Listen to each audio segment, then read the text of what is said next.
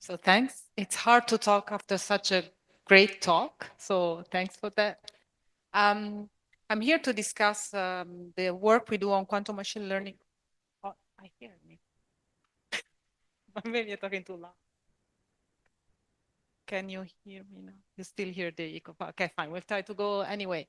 I will talk to you about the work we're doing on quantum machine learning. Now, quantum computing and machine learning is two things which we're bridging.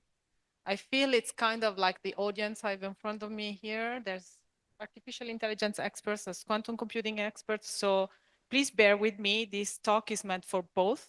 So some of you will find some parts boring and other too difficult, and others will flip it the other way around. You can compensate asking me questions later, okay? So let's see if we can move on like this. What is the content of my talk? I will just spend a brief few minutes talking about the Quantum Technology Initiative at CERN to give you the context, around the research that we do on quantum machine learning and more broadly quantum computing. I'll just take the opportunity to make a very, very short detour. So a couple of slides that are not directly related to quantum machine learning, but serve as motivation. And then I'll give you some examples, okay? And those examples, some are relatively older results, 2 years old, okay, not that old.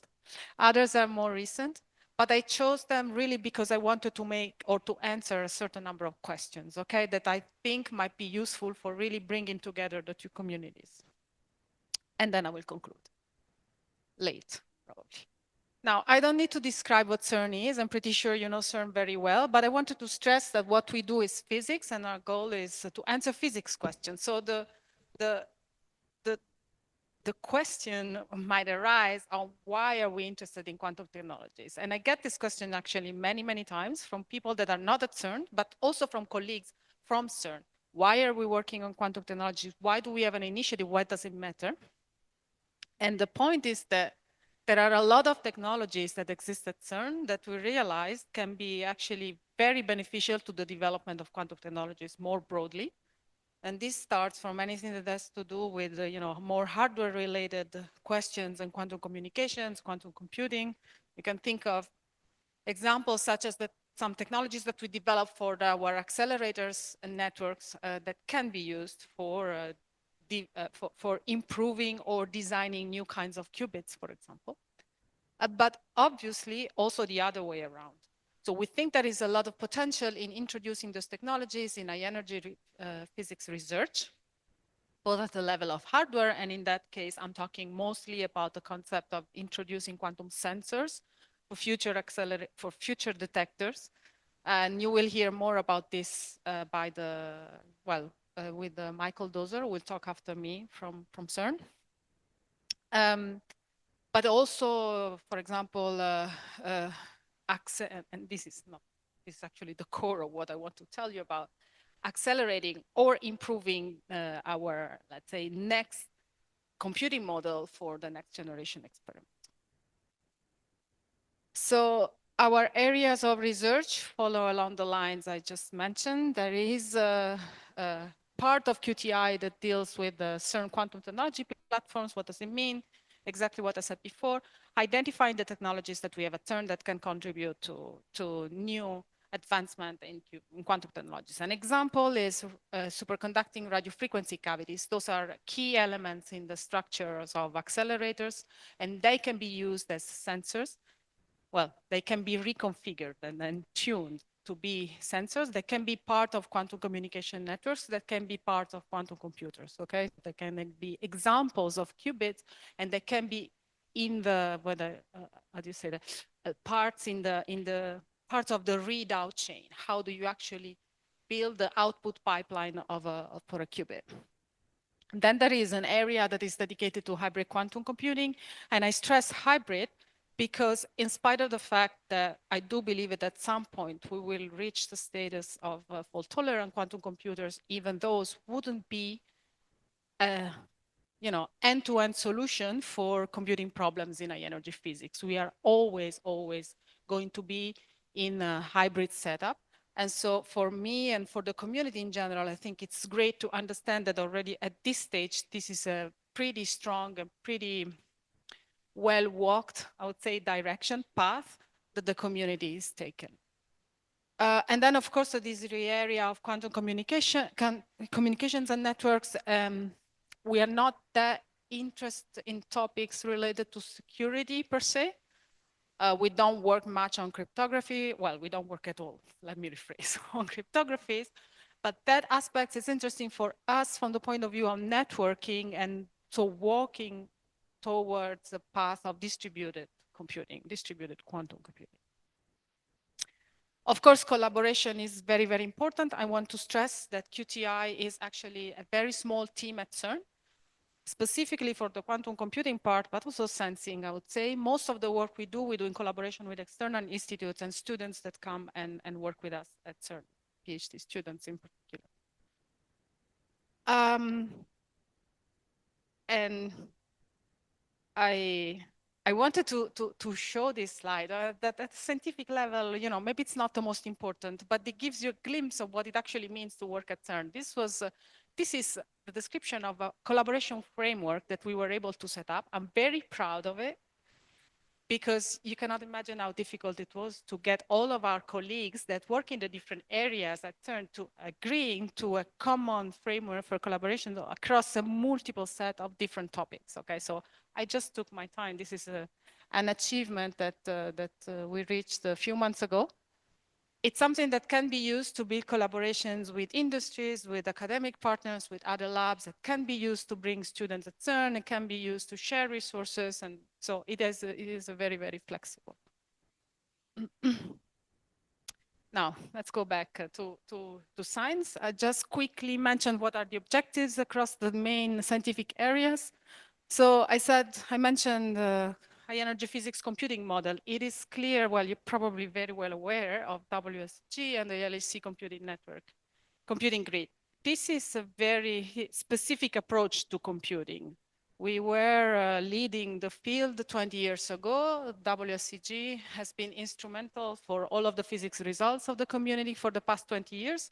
It's something that will need to change if we want to be able to step up to high luminosity, LHC runs, and further, even more importantly, further. So our research in the field of quantum computing and quantum machine learning in particular is really trying to contribute at that level. How is it that we can demonstrate and we can prove that it's worth, or what is worth, investigating for this transition? The discussion about networking and computing is really focused about integration. We want to be part of a broader network. We want to be part of the studies and initiatives that exist at the European level. And there are a certain number of contributions that we can give to the fields that have already been recognized by the community. And of course, there is the discussion about sensing. I will not talk about this because, as I said, Michael will cover it extensively after the coffee break. So let me go deeply into quantum computing. The integration is a very, very, don't want to say vague, but very broad concept. What does it mean to integrate a quantum computer within classical, broader, bigger systems? It means that you have to have algorithms that work. It means that you need to be able to characterize them properly. You need to be able to build efficient interfaces, because those interfaces cannot become the bottlenecks between your very fast quantum chip and your classical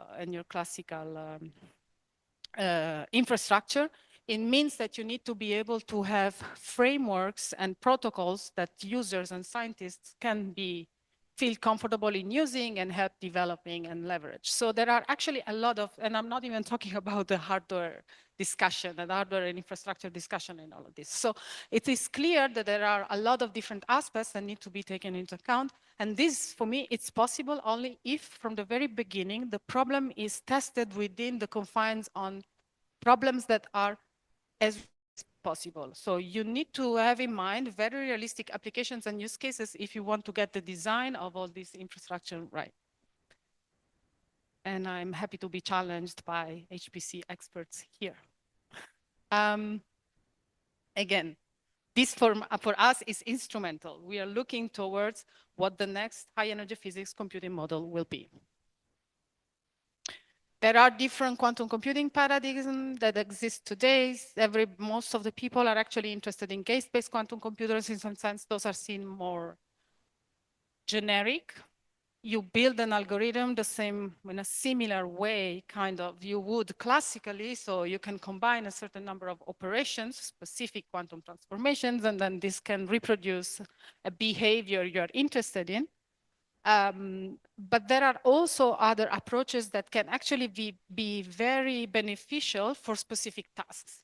And these are actually, at this stage, directions are research that are bringing results at a much faster pace. There are many more realistic applications you can run on an annealer than you can on a semiconducting gate-based quantum computer. Okay, so it is something that needs to be taken into account. If you're not simply interested in proving quantum advantage from, a theoretical perspective, an absolute perspective, complexity theory, if you want, then you need to be open at the different, solutions that exist and a redefinition of what advantage actually means. And I don't have really time to start this discussion, but I'm happy to do this later if you want to. So a bit of a motivation of why we are looking into quantum computing. Well, of course, this is the usual, one of the usual images. I think there are very few that we use when we go out of CERN.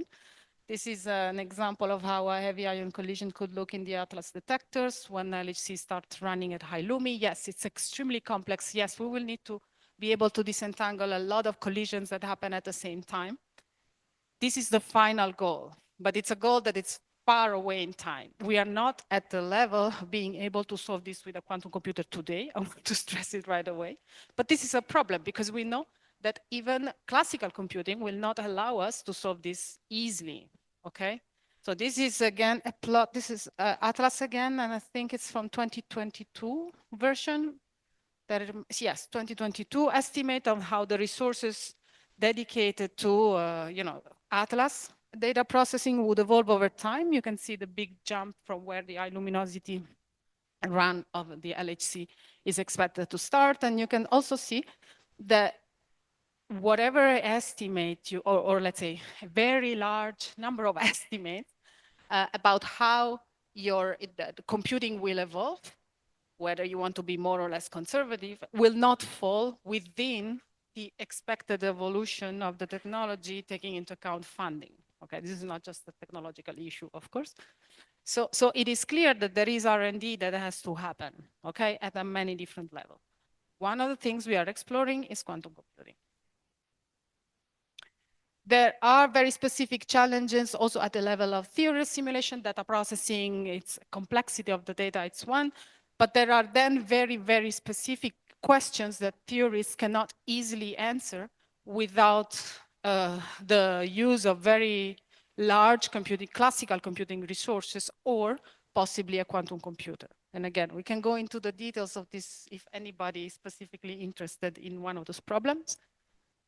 But overall, why do we think that, oh, sorry, this was supposed to appear later.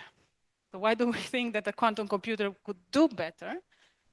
The obvious reason is that, yes, we do process and we do measure classical data, but the classical data that we observe in our detector is representative of quantum correlations that generated the process in the first place. So this is the reason why we think that using quantum computers could be useful, okay? The very core of what we do is really measuring those correlations, those quantum correlations. And so this brings me to a little bit of a short detour in the sense that this is not work that strictly speaking is related to QTI, but it's really something that highlights in a beautiful way what I mean when I say we can see those correlations in our data. And I think this was actually a very nice present for the year of quantum that, as you know, has been declared for 2025. So you know that more Nobel Prizes. This was 2 years before And this was given to these three scientists for their experiments on quantum communication, okay, that really proved entanglement and really proved that the formulation of the Bell's inequalities was correct. Now, for the people that do not have a quantum or quantum technologies, quantum information physics background, you need to understand that Bell's inequalities were a milestone in the development of quantum technologies, was really the turning point that made possible the transition from theory into practice. It was the final proof at a mathematical level, so theorists really, really love this, that you could not, that basically the explanation of reality given by quantum mechanics was correct and could not really be reproduced by purely classical theories. Okay, so this was really the point in which Bell's proved that this was the quantum mechanics is valid. Okay, and this was the stepping stone for starting to build or walk towards artificial quantum states. That means technology, right? So why do I bring this up? Because all of this happened many, many years ago. Well, the Nobel Prize was in 2022, but at CERN, the two experiments, ATLAS and CMS, just last year, end of last year, published those two beautiful results that really measured entanglement in a very similar setting to what was, designed or defined by Bell's with the formulation of its inequalities in a system of two quarks, top quarks to be precise. And what is really, really important and what is extremely interesting is the fact that the kind of experiments that even Bell himself had initially thought about and that gave them the Nobel Prize 2022 typically probe this kind of area, range, energy range. But this was the first observation of Bell's inequalities at such high energy, okay? So this is a very, very different and it's a milestone.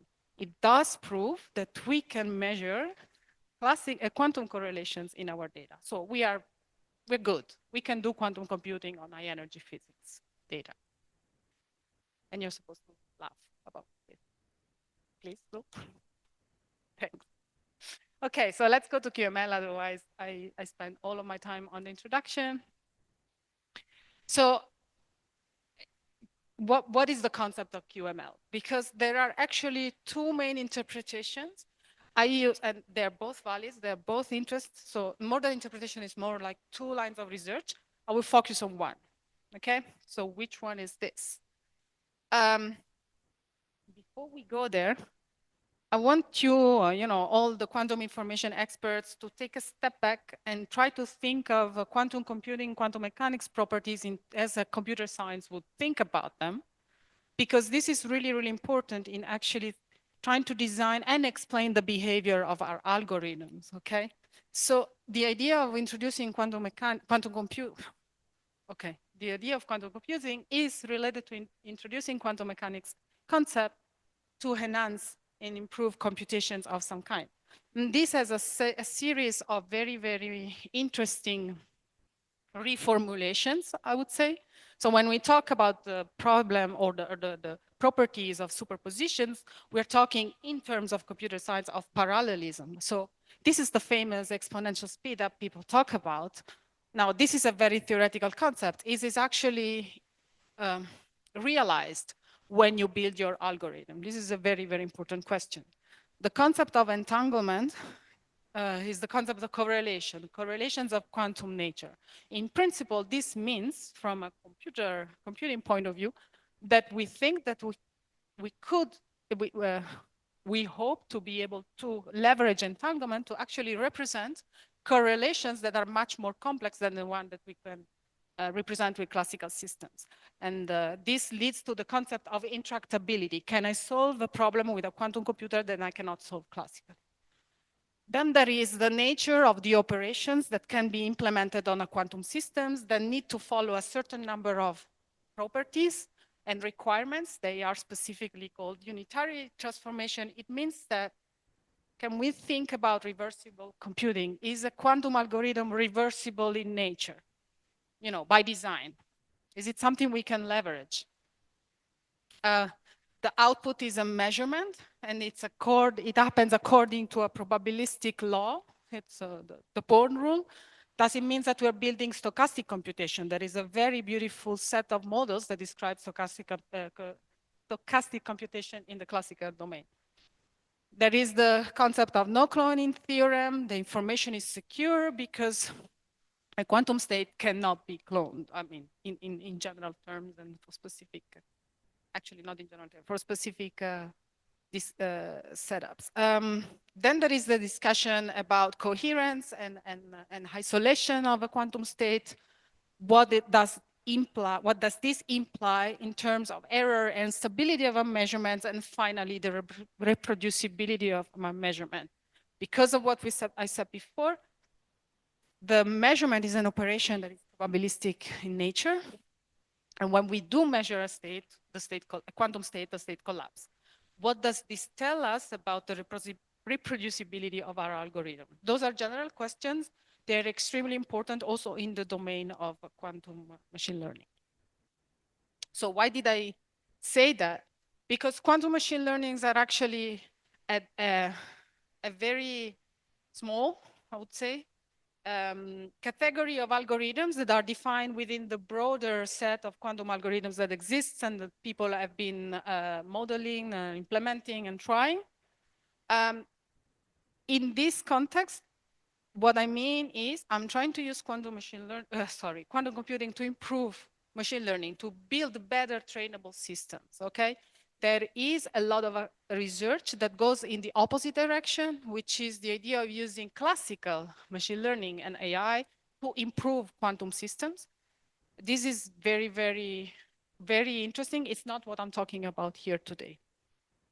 So because of everything I said before, so when I say I want to improve trainable systems using quantum computer, because of the question I just mentioned before, what does it mean to actually, what do you think it means to try to improve? It can mean many different things. It can mean I want to have a faster way, of running my calculations. So really classical speed up in the sense of complexity theory. I want my system to be able to learn using smaller data set. My representational power is I want my system to be able to learn more complex functions, probability distribution functions, than if, classically. I added their energy efficiency because this feels like the technology seems to be too early to actually be discussing about energy efficiency. I disagree. We can also talk about that. But whatever question we decide we want to answer, again, I stress, it is important that we evaluate performance on realistic use cases. And you will see, it's not so clear to me, to the community, how the best choice of a benchmark is made in this context, okay? So there is a bottom question, which is the overall question, which is the question that all the people that started working on quantum computing wanted to answer, that is still valid. Are there problems that are intractable classically?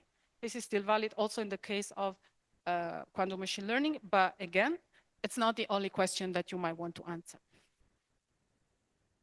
So when we talk about quantum machine learning, we are actually talking about introducing quantum computers in all of the life cycles of the machine, typical life cycle of trainable systems, okay? There is a very important step of data preparation that possibly has gone through a very different evolution than what you've seen classically. Classically, you went from systems that were not trainable systems that were not that smart.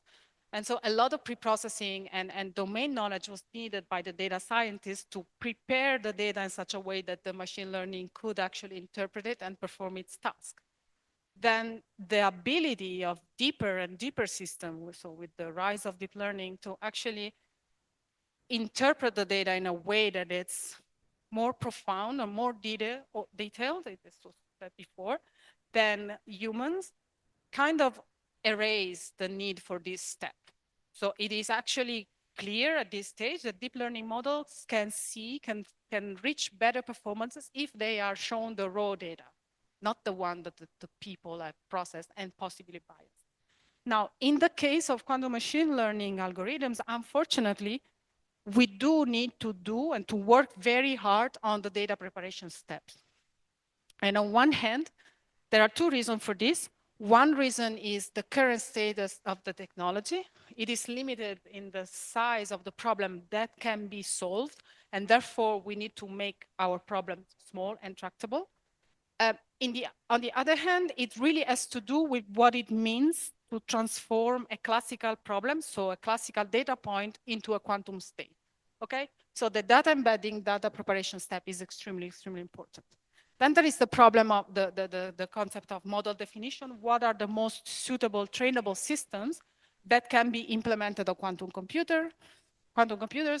How do you actually do the training step? This is also something that is very different, whether you want to use a classical system or you need to train a classical system or a quantum one. Yeah, I just wanted to point out that at the moment, a lot of what we say and a lot of the results that we have on quantum machine learning are, for a lot of them, the bottleneck is actually engineering in I/O. Okay, it's an I/O problem. So let's start with the models.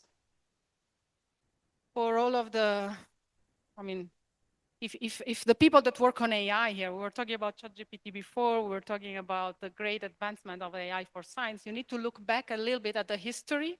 So if you go back to the beginning of AI, this is where we are with quantum machine learning. We are talking about support vector machines, kernel methods. We are talking about neural network, typically shallow. Or we're talking about energy-based machine learning. Again, nice example of what was of the 2024 Nobel Prize. A typical example of this would be the Boltzmann machine, okay, to which Hinton had contributed to.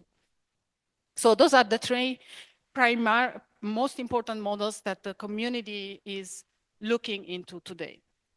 When we talk about variational algorithms, this is the direct mapping that you can do to neural network.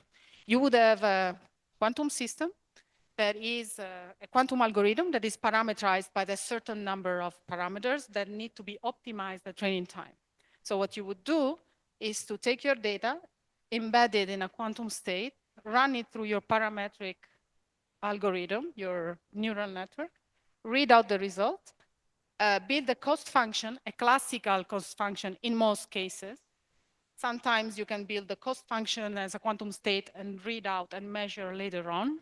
Those are what quantum fidelity is called, but most people do actually this. And then you can run and train your system in this exactly the same way you would do a classical system. You can build the gradients and you can build the updates and then update the parameters in your variational algorithm. That's the name of this approach, okay? Very simple. The kernel methods, it's interesting, in my opinion, it's more interesting because, so the idea of kernel methods, I'm not sure how many of you even remember this because nobody or very few actually work with kernel methods today. Does anybody use or know support vector machine?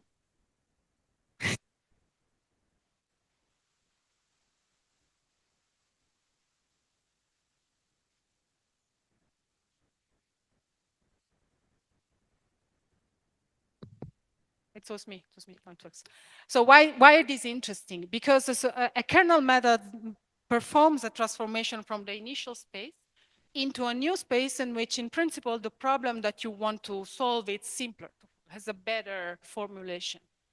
And so naturally, when you want to map a classical problem on a quantum state, that's what you do. You are creating a transformation from the classical space to the quantum one. That can be interpreted directly as a kernel and can be optimized directly from the problem you need to solve. Okay, so this is why kernel methods in the quantum domain are so elegant. And I'll give you a few examples of those.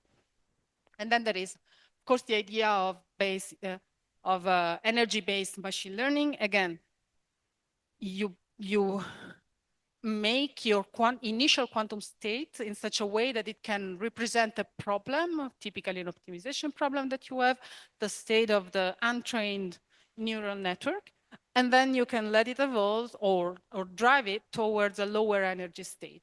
This is the process of training. We can skip this.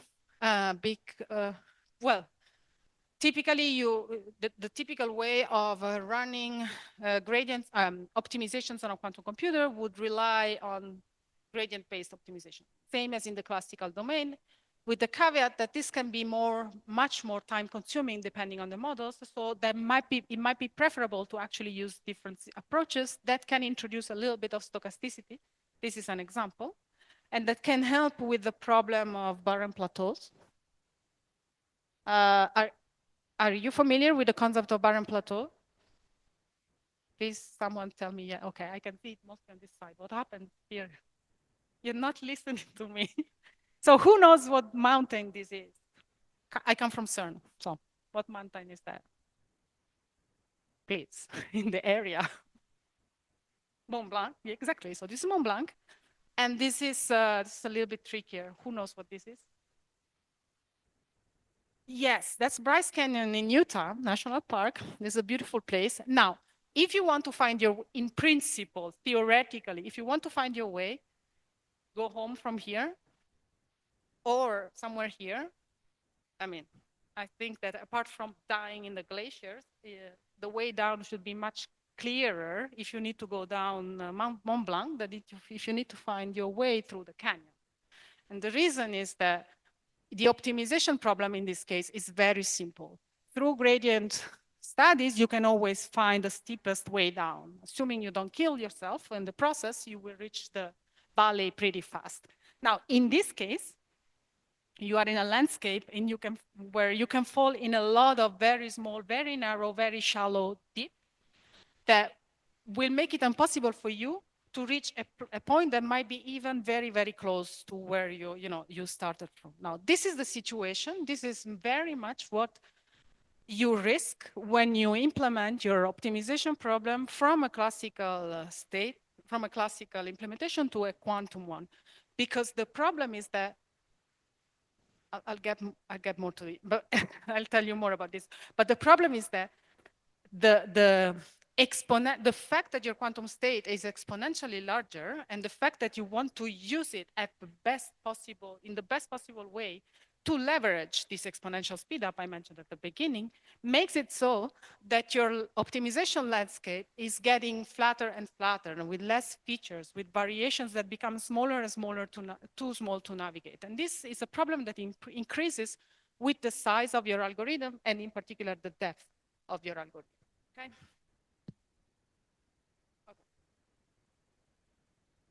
This is one of the most important challenges to actually implementing quantum machine learning algorithms and getting them to perform in a way that it's comparable to what you would do classically. You want a trainable algorithm to be able to generalize, and you want it to be able to represent complex probability. If you do that, leveraging the broader quantum landscape, you're going to end up very quickly in this kind of problems.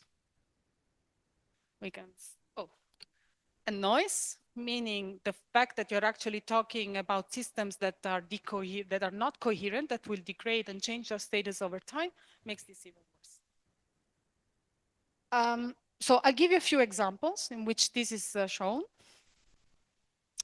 And basically all of them are based on a similar benchmark of this kind. This is the typical analysis in which you want to study a physics process. You have to imagine this point is where the collision happens, the interaction happens here. And you are going to produce a famous Higgs boson together with other particles. And the Higgs boson itself travels a little bit, then it decays in other particles. Big quarks, doesn't matter. It's not just a Higgs boson that can be produced in this exact way. There are also other particles that can behave in the exact same way, and you need to be able to separate these two. So this is a very challenging problem to solve, because you're going to have very similar behavior, The ones that are here are the particles that you will be able to see in your detector, okay? Nothing here. These ones are the ones you can see, and they are, you need to be able to understand whether they come from a Higgs or a gluon. And so what you typically do is you try to measure and define a certain number of features and quantities that are representative. And then you try to characterize and understand whether the background and the signal are actually different. And unfortunately, I know that in physics and statistics courses, they typically show you two very nice separated Gaussians, but that's not the reality. Typically, you get distributions that are very, very similar to each other that you need to distinguish. Okay, so this is one of the best examples in this case. But nevertheless, then you need to combine and use these features in order to improve, to build a set of criteria to make the separation, and then you measure the performance of your algorithm, your selection tool, or whatever, with the ROC curves. That will tell you how well you can recognize the background with respect to the signal. So this is what you will see implemented in different ways.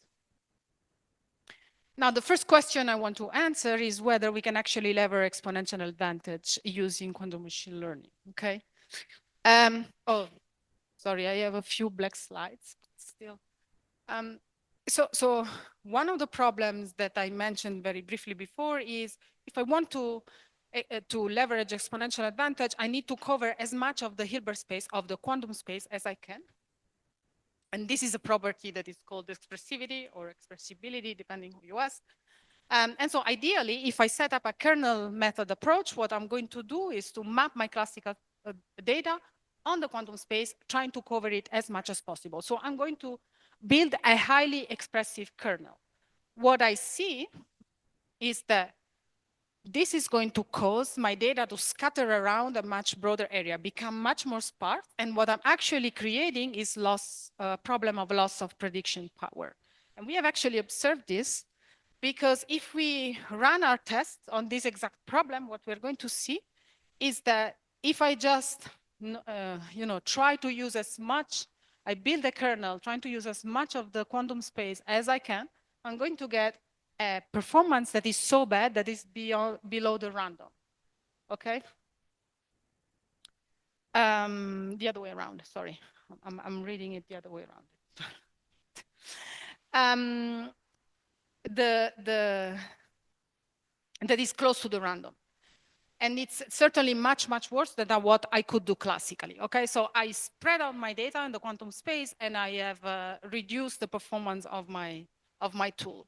Now, if I go back to a concept that is the concept of projected kernels, this is not just, again, a quantum concept. It's the idea of instead of building a surface as large and spread out as possible, I'm just going to project to use planes that describe locally my surface, but basically reducing the overall dimensionality of it. This is the concept of projected kernels, and this is what you can do in the quantum domain. And if you do that, then your prediction error drops down by a lot, 50%. Okay, so this is actually something that is very important. You can use this space, but you need to use it in a way that it's intelligent. You cannot just spread out and hope that you're just going to obtain exponential speedup for free. Question number one. Question number two. So how do we address the limitations of current quantum hardware? What would you say are the most important limitations of the hardware today, quantum hardware? Does anybody have an idea? Not, no? Yes, exactly. So there's more. So what happens if I want to study this in reality? I'm talking about things that have at least hundreds of features. The situation might be changing actually pretty rapidly. Thanks. But at the moment, we cannot really embed efficiently 600 features on a quantum computing and let it run and hope that it will get to a meaningful result. And I can tell you why if you are interested, but it's really embedded. It's because of the complexity of the algorithm that's needed to implement this representation. Now, but what you can do, oh, sorry, this is, okay, fine. What you can do is to set up an intermediate step, a classical step in which that you use to compress your data. And this step, when the compressed representation of your data is the one that can go and become the input of your quantum algorithm, okay? So you can do this, for example, in many different techniques. What is most efficient at the moment is using autoencoders. Now, the trick here, remember what you want to do is to be able to separate the two systems, the signal from the background. So you want your input features, the input features to your classifier, to be as separated as possible. And if you don't pay attention, what you might end up with is a latent representation that's actually washing out those differences. So what we showed is that if you train in a single HEP propagation step, so if you train simultaneously your quantum circuits and your classical systems, then you can recover, and then you can efficiently embed your quantum system within the classical pipeline. And this is very important because this means that for this thing to work, you actually need to be able to iterate and loop back and forth between your classical and your quantum, your classical system and your quantum chip in a way that doesn't, again, wash out the advantage. And here you see an example. So this is a rock curve, but sorry, this is the opposite curve because you have the false positive right there. So what it means is that you want your curves to come down, not up, in order for them to be good. So if you don't do this combined compression, quantum plus classical together, and you just separately train your classical autoencoder and then your quantum algorithm, you're going to lose a lot of performance. Another question. Does entanglement allow quantum machine learning to learn more complex distribution? Indeed, because this is one of the claims. And in order to answer these questions, I'll give you an example that I had actually, because this is also, for me, is the second year I come here. So I had initially presented this analysis last year, and now I can give an update to those that were there already and remember. And so, okay, this is an example of anomaly detection. Why is it important for us? A lot of the physics analyses that are designed in general, but at the LHC experiments in particular, rely on what I told you before. You know your system, your signal, you know your background, you model the features, the way you expect them to look for your signal, for your background, and you design your selection according to it. But what if your theoretical models of this physics is wrong? What happens if you base your selection on the wrong model? And there isn't really much, and that is the real reason why you don't find anything. There isn't really much that you can conclude. And this is a big problem if you are searching for signals of new physics, okay? Things that do not belong to the standard model.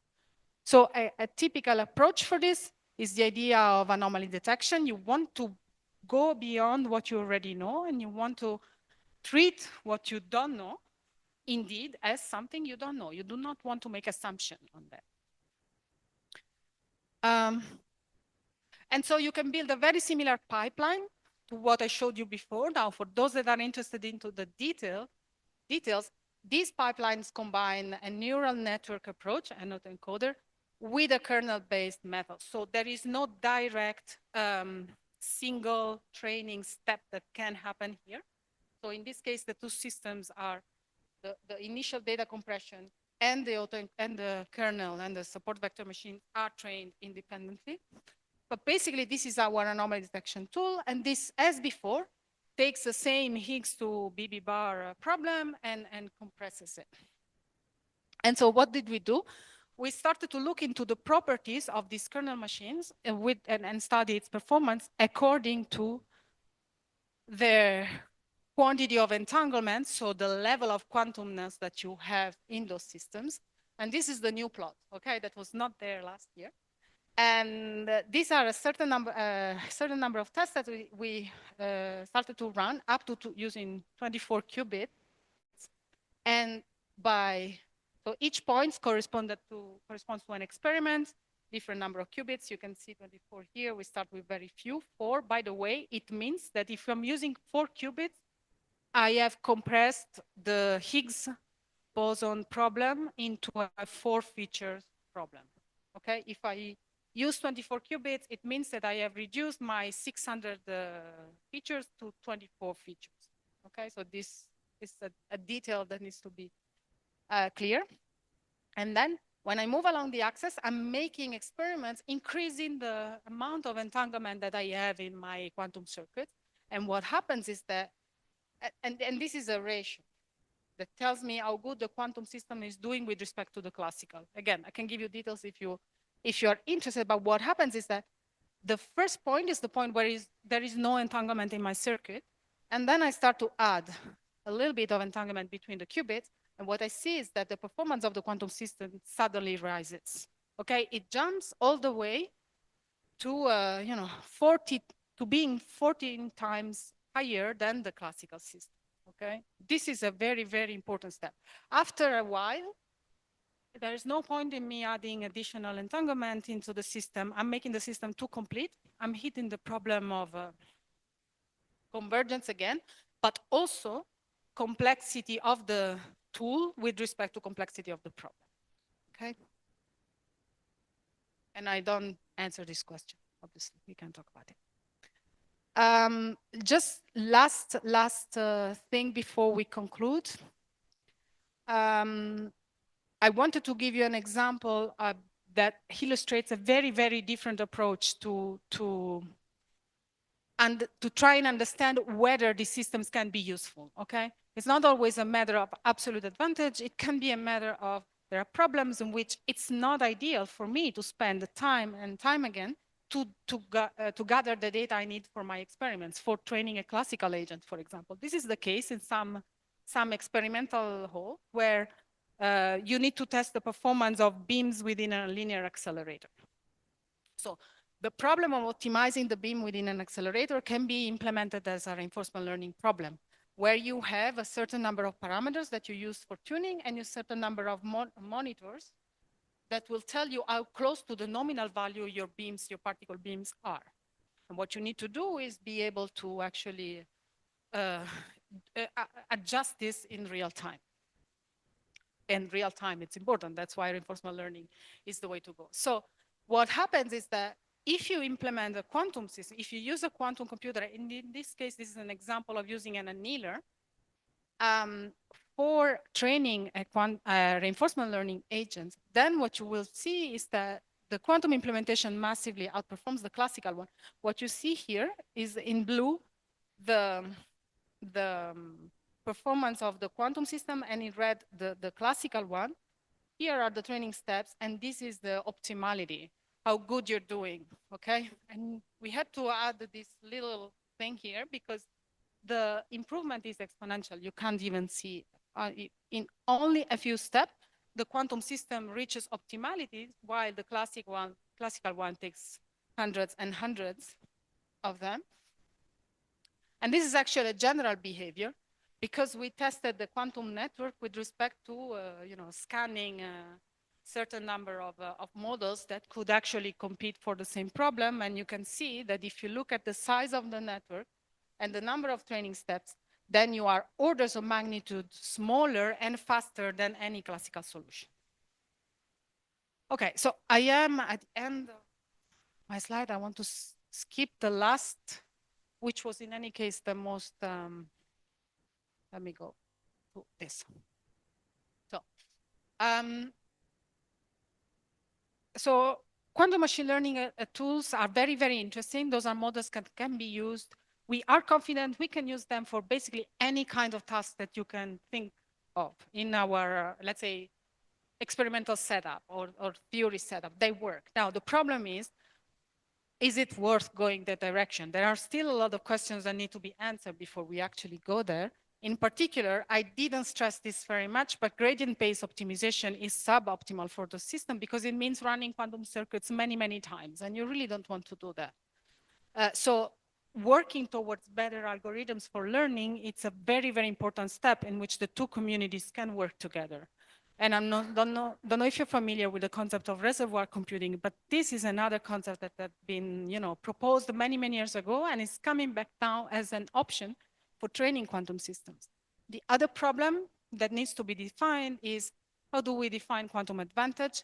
In the examples that I've shown you, every time, apart from the reinforcement learning case, in which we really want to look at the best possible classical models, in the other cases, the classical models we compared to were not the state of the art. So what does it mean that we can do, for example, do 14 times better than, in the case of anomaly detection? And then, of course, how do we reduce or we properly take into account the impact of these initial steps? And so let me conclude with this. And again, I'm pretty sure many of you already know this, but I'm talking about the possibility of the future circular collider because of a very specific reason. So this is a project, or let's say a mega project that CERN and CERN physicists have. Some physicists support it, others don't. That's not why I'm talking about it. What I want you to understand, so for those that don't know, I'm sorry, I always assume everybody knows, but this is a project of a 91-kilometer accelerators that would start from CERN. So this is the current LHC, go under the lake, reach the Alps, and come back. So you can imagine the level of infrastructure that, and the complexity of science that this could probe. But what I want you to focus on is that something like that wouldn't start operation between, 30 years, 20 to 30, let's be realistic, 30 years from now. And it would continue to the end of the century. Now, that is a time scale that, for quantum computing, it really relaxes me. I don't need to get this done, in the next 2-3 years. A time scale like that, it's totally suitable for anything that is getting closer to fault tolerant. Okay, so I just wanted to put things in perspective because we are often asked, when is it that we're going to use quantum computers? Those are very legitimate questions, but CERN is not looking to using it for ILUMI in just a few years from now. This is the time scale we might be looking at. Okay, so thanks. Thank you.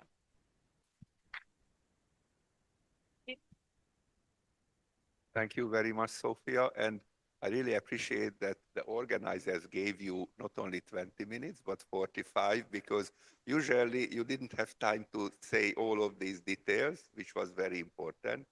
And just commenting the last slide, that I will be 85 years in 2045. So looking forward for the next 40 years project. So it is okay. So yeah, there is some aim in our life. Yes, so thank you very much. Thank you. And I think, Gergely, some question? Oh, sorry. You have a question. Okay, everybody are looking for your question, please. Thanks. One remark to this slide specifically, that in parallel this event, the FCC weekly meeting is ongoing in Vienna, just a few hundred kilometers from our.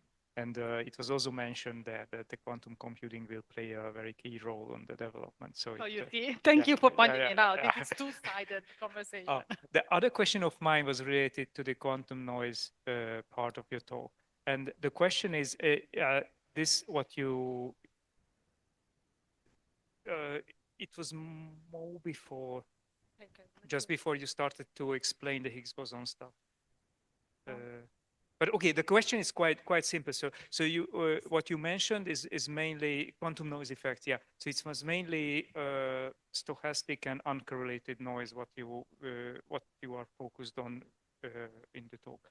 How about the correlated one? So this is let me put the question in a more practical way. So once you have a detector and try to grab the proper reaction, you always have the correlated noise, which we call like the efficiency of the and acceptance of the detectors and so on. So can you see a way to take into account this and decorrelate from the others and use the method without that?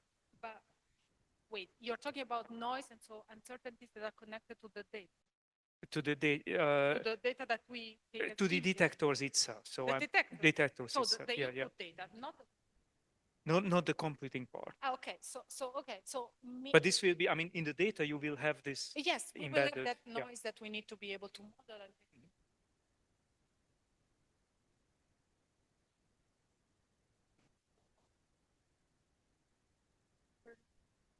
model the uncertainties that exist in your data. Okay, so this has to do slightly different approach.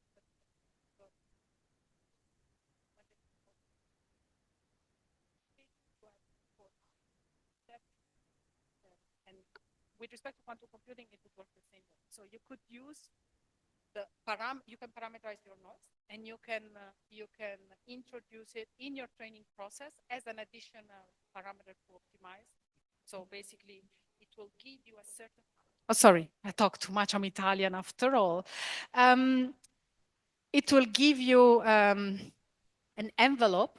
It will allow you to build an envelope on your result that corresponds to the input data uncertainty. This is one option. Another option is to, for example, augment your input data, so you would smear it according to the uncertainties that you expect, and then you train your model directly on the smeared data. So in principle, your error should take this, the uncertainty on your result would be directly taking into account the uncertainty on this data. So these are two very basic examples on how people are doing that. But for me, again, this is general. So we could do the same for a quantum computer. But in this case, I was talking about noise on the qubits themselves. Thank you very much, Thank you. Sofia.